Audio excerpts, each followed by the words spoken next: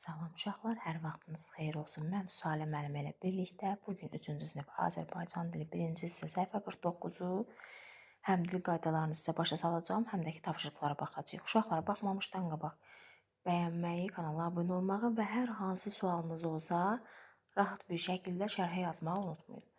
İndi isə gəlin keçək qaydaya. Uşaqlar, birinci qaydanı izah eləyəcəm. Söz və söz birləşməsi nədir? Fərqi nədir bunların? Uşaqlar, kitab, qələm, köynək, dəftər, qədim və yaxud da ki, stəkan, qab, stol, stulplar hamısı nədir? Sözdür.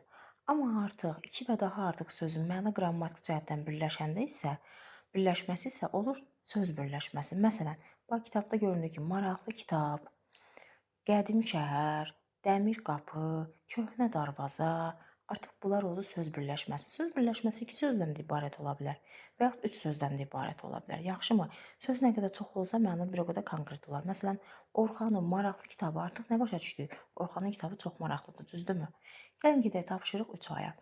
Deyir ki, maşın şəkillərinə baxın, biz də baxırıq. Birinci maşını ikincidən fərqləndirmək üçün onu necə adlandıraq? Uşaqlar, birinci maşın nə rəngdədir? Qırmızı rəngdədir də, düzdür? Qırmızı maşın artıq nə oldu? Söz birləşməsi. Yaşıl maşın artıq nə oldu? Söz birləşməsi, düzdürmü? Bəs üçüncü maşını o birilərindən necə fərqləndirək? Üçüncü maşın nədir?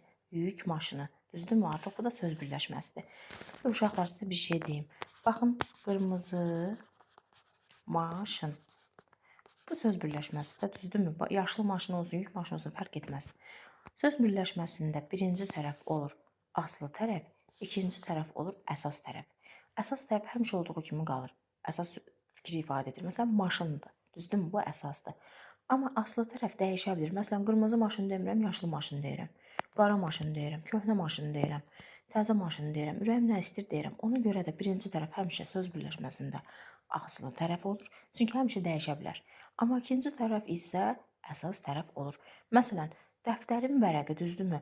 Bu söz birləşməsidir. Burada dəftərin vərəqi, vərəq əsas tərəfdir. İkinci tərəfə nə dedik? Əsas tərəf. Amma dəftər demərəm, kitabın vərəqi deyərəm. Düzdürmü? Albomun vərəqi deyərəm. Düzdürmü? Nə istəsəm deyərəm. Ona görə də birinci tərəf həmişə aslı tərəf olur. İkinci tərəf isə əsas tərəf olur. İndi isə keçək uşaqlar B bəndinə. Divar qəzeti. Uşaqlar, verilmiş sözlərdən deyir ki, söz birləşməsi yarat. Nə olacaq? Dediyim kimi, divar qəzeti. Rəng festivalı. Ölkə nümayəndəsi. Bayram şənliyi. Burada ikinci dayananların hamısı əsas tərəfdir. Bax, qəzetdir, festivaldır, nümayəndədir, şənliyi sözüdür. Hamısı əsas tərəfdir. Birinci tərəflər isə aslı tərəfdir. Çünki dəyişdirə bilərəm. Hər an istəyimə uyğun dəyişdirə bilərəm. C bəndinə keçək. Nöqtələrin yerinə uyğun gələn sözləri artırıb söz birləşməsi yaradın. Məsələn, uşaqlar, deyirəm ki, bax, elə aslı tərəfləri biz qoyacağıq indi. Kim nə istəyir, onu da qoyacaq.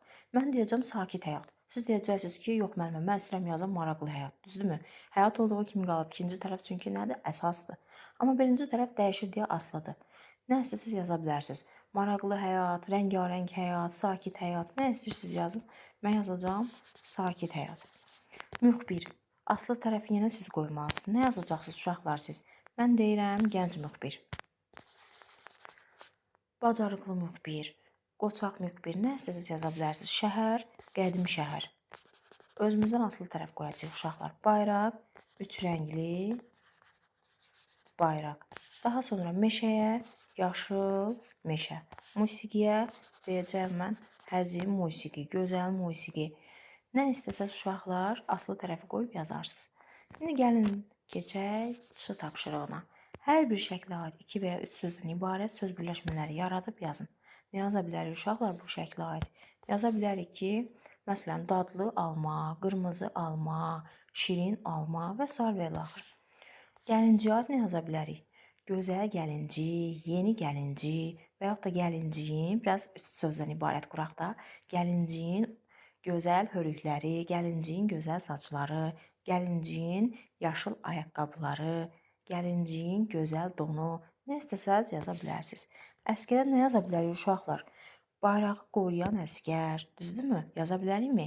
Bayraqla yürüyən əskər yaza bilərik. Əskərin bayrağı, nə istəsəz yaza bilərsiniz uşaqlar.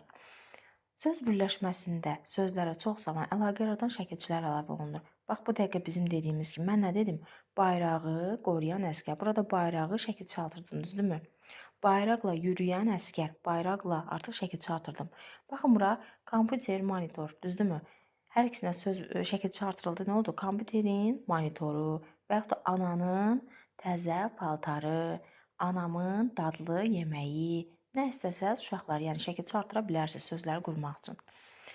İndi D bəndinə baxaq, söz birləşmələrini seçib yazın. Gəlin seçək. Ölkəmizdə qədim abidələr çoxdur. Uşaqlar, burada söz birləşməsi hansıdır? Əlbəttə ki, olacaq qədim abidələr. Burada söz birləşməsidir. Gənc müxbirlər Şəkiyə getdilər. Burada nə olacaq uşaqlar? Gənc müxbirlər. Şagirdlər məlumat vərəqi hazırladılar. Burada isə məlumat vərəqi bizim nədir? Söz birləşməmizdir. Uşaqlar, hələlik bugünlük bu qədər. Uğurlar arzulayıram sizə dərslərdə. Hələlik.